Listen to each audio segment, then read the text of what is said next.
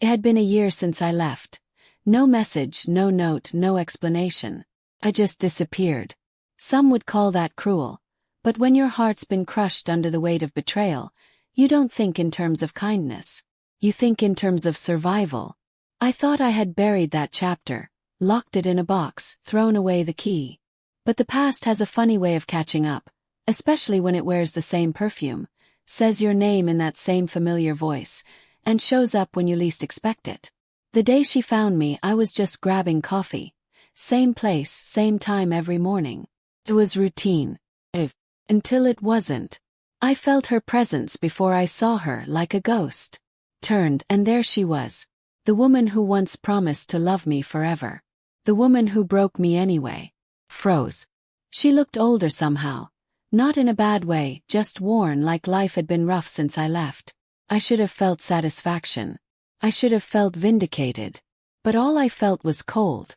"Hi," she said, just that. Like nothing had happened. Like she hadn't set fire to everything we built. I didn't reply. She took a step closer. "Can we talk?" I stared at her. This wasn't supposed to happen. She was supposed to move on, forget me like I was never real. Instead, she was standing in front of me with eyes full of something. Regret or just fear of being alone. My voice came out lower than I expected.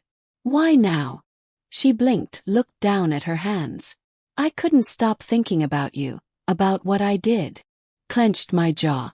It wasn't anger. It was everything else, a kind of pain that simmers in silence. I had lived in that silence for a year.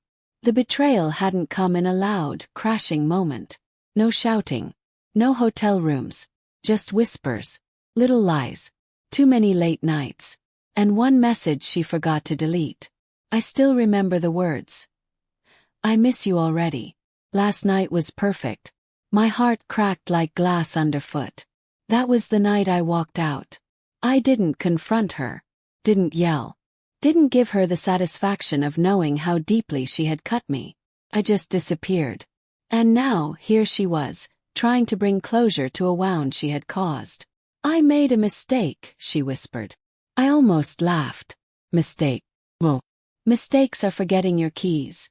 Not falling into someone else's bed while I was out working 2 jobs to give us the life we dreamed of. "What do you want?" I asked. She looked up, eyes wide, pleading. "I want to talk. I want you to hear me. Please."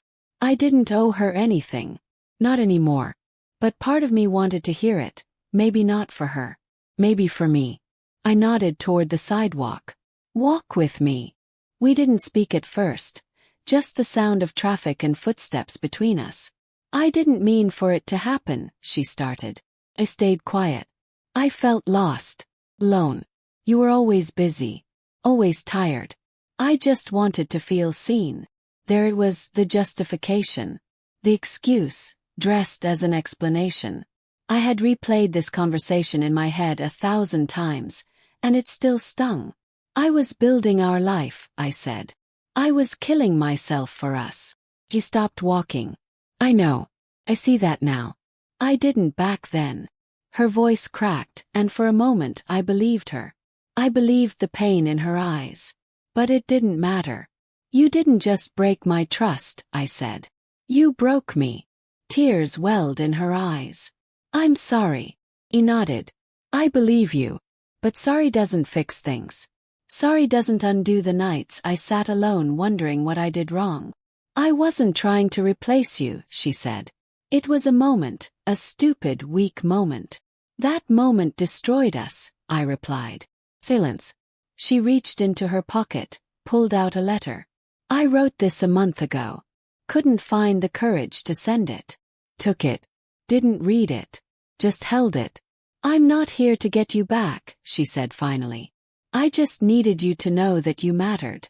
That you still do."